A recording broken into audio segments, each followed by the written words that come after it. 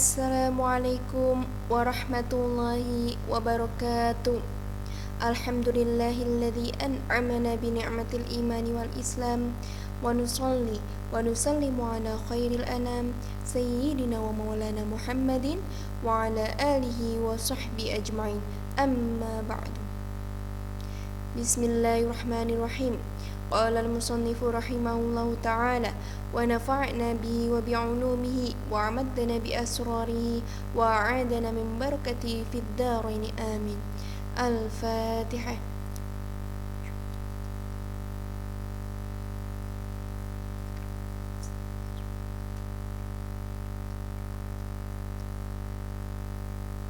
Baik, pada hari ini kita akan melanjutkan ngaji kitab Mukhtarul Ahadits An-Nabawiyah.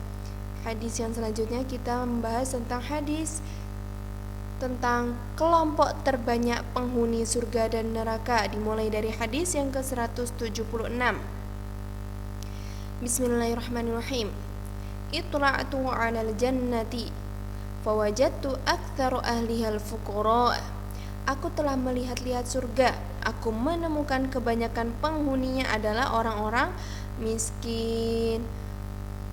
Wattala'tu 'alan nari, dan aku telah melihat-lihat neraka. Fawajadtu aktsaru ahlihan nisa, maka aku menemukan kebanyakan penghuninya adalah kaum wanita. Rawahul Bukhari, riwayat Bukhari.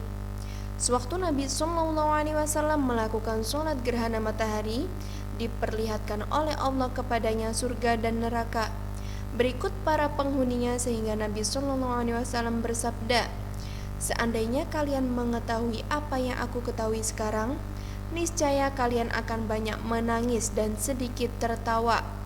Ketika Nabi SAW melihat ke surga, ternyata kebanyakan penghuninya atas kaum fakir miskin, dan ketika melihat ke neraka, ternyata kebanyakan penghuninya terdiri atas kaum wanita.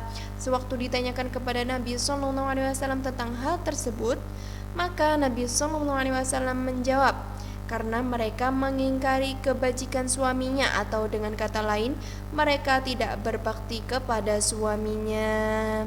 Selanjutnya hadis yang ke-177 membahas tentang amalan untuk meraih surga.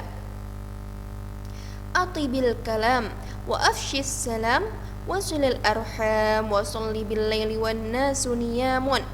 Berbicaralah dengan baik, sebarkanlah salam dan hubungkanlah silaturahmi, serta sholatlah di malam hari ketika orang-orang sedang tidur.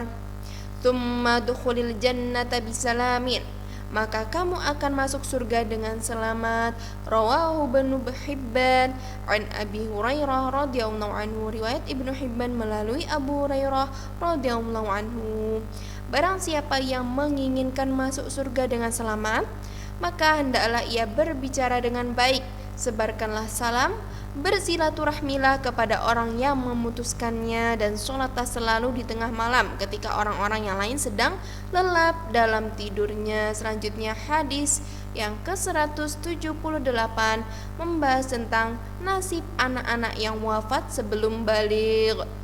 Atfalul mu'minina fi jabalil jannah, anak-anak kaum mukmin berada di gunung surga. Yakfuluhum Ibrahim wa Sarratu, mereka dipelihara oleh Nabi Ibrahim dan Siti Sarah, hatta sehingga mereka yuraddahum ila abaihim yaumal qiyamah, dikembalikan kepada orang tua masing-masing kelak di hari kiamat. Rawahul Baihaqi an Abi Hurairah radhiyallahu anhu, riwayat Baihaqi melalui Abu Hurairah radhiyallahu anhu. Hadis ini menjelaskan tentang nasib yang dialami oleh anak-anak orang mukmin yang mati sebelum mencapai usia baligh. Mereka ditempatkan di sebuah bukit dalam surga sebelum dikembalikan kepada orang tuanya masing-masing di bawah asuhan Nabi Ibrahim alaihissalam dan Siti Sarah. Mereka dimasukkan ke dalam surga karena belum mempunyai dosa, dan mengenai iman mereka dikaitkan dengan orang tua mereka. Selanjutnya hadis yang ke-179 tentang memelihara harga diri. Utrubul hawaija bi'izzatil anfus, carilah kebutuhan-kebutuhan kalian dengan jiwa yang mulia. Fa innal umura tajri bil maqadir, karena sesungguhnya semua perkara itu berjalan sesuai dengan takdirnya. Rawahu Ibnu Asakir an Abdullah bin Bisr. Riwayat Ibnu Asakir melalui Abdullah ibnu Bisr. Hadis ini menganjurkan agar kita tetap bersikap mulia bila mana mempunyai keperluan terhadap seseorang. Janganlah kita meminta kepadanya dengan mengemis-ngemis, karena segala sesuatu itu berjalan sesuai dengan ketentuan takdir. Dalam hadis lain disebutkan bahwa seandainya manusia semuanya bersepakat untuk membuat suatu manfaat kepada dirimu, niscaya mereka tidak akan dapat memberikan manfaat apapun kepada dirimu kecuali apa yang telah dipastikan bagimu.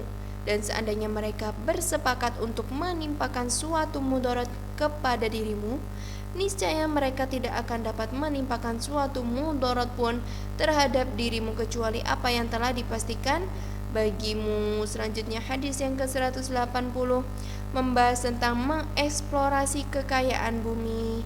Utlubur rizqa, carilah rezeki fi khobayal ardi, oleh kalian di dalam tanah yang tersembunyi. Rawahu Tabrani, riwayat Tabrani. Hadis ini menerangkan bahwasanya di dalam tanah itu terkandung banyak kekayaan alam yang dapat dijadikan sebagai sumber rezeki bagi manusia. Dan ternyata di zaman sekarang apa yang disabdakan oleh Nabi Sallallahu Alaihi Wasallam itu benar-benar terbukti. Selanjutnya hadis yang ke-181 membahas tentang jangan salah pilih dalam mencari kebajikan. Utlubul ma'rufa min ruhamai ummati ta'ishu fi aknafihim wa la tatlubuhu minal qasiyati qulubuhum. Carilah kebajikan dari orang-orang yang belas kasihan di antara umatku, niscaya kalian dapat hidup di bawah naungan mereka, dan janganlah kalian mencarinya dari orang-orang yang hatinya keras. Fa innal la'nata nanzilu 'alaihim ya Ali, karena sesungguhnya laknat akan turun menimpa mereka. Hai Ali, innallaha ta'ala khalaqal ma'rufa wa khalaqalahu ahlan habbabahu ilaihim. Sesungguhnya Allah Subhanahu wa taala telah menciptakan kebajikan dan Dia pun menciptakan pula pemiliknya. Lalu Allah membuat kebajikan itu menyukai mereka. Wa habbaba ilaihim fi'alahu wa wajjaha ilaihim tullabahu kama wajjahal ma'a ilal ardil jadbati litahya bihi ahluha. Dan Dia pun membuat mereka suka melakukannya, serta Dia mengarahkan kepada mereka orang-orang yang mencarinya, sebagaimana Dia mengarahkan air ke tanah yang kering untuk menghidupkan penghuninya. Inna ahlal ma'rufi fid dunya hum ahlul ma'rufi fil akhirah, karena sesungguhnya ahli kebajikan di dunia itu mereka pun merupakan ahli kebajikan pula di akhirat kelak nanti. Rawahul Hakim an Ali radhiyallahu anhu, riwayat Hakim melalui Ali radhiyallahu anhu. Kalau kita hendak meminta pertolongan atau bantuan kepada sesama kita, maka mintalah kepada orang-orang yang penyayang, niscaya kita akan mendapat uluran tangannya. Dan janganlah kita memintanya dari orang-orang yang keras hatinya, karena sesungguhnya mereka selalu dikutuk dan dijatuhkan dari rahmatnya. Selanjutnya hadis yang ke-182 membahas tentang mencari ilmu. Utlubul ilma walau bisin, carilah ilmu sekalipun di negeri Cina. Fa inna talabal ilmi faridatun ala kulli muslimin, karena sesungguhnya mencari ilmu itu wajib hukumnya atas setiap muslim. Innal malaikata, sesungguhnya para malaikat, tadau ajnihataha li talibil ilmi, menaungkan sayapnya kepada orang yang mencari ilmu. Ridhoan bima yatlubu, karena ridho terhadap amal perbuatannya itu. Rawahu Ibnu Abdul Bar, riwayat Ibnu Abdul Bar. Jadi mencari ilmu itu hukumnya wajib, terlebih lagi ilmu agama, karena ilmu agama dapat mengantarkan pemiliknya kepada kebahagiaan di dunia dan juga di akhirat.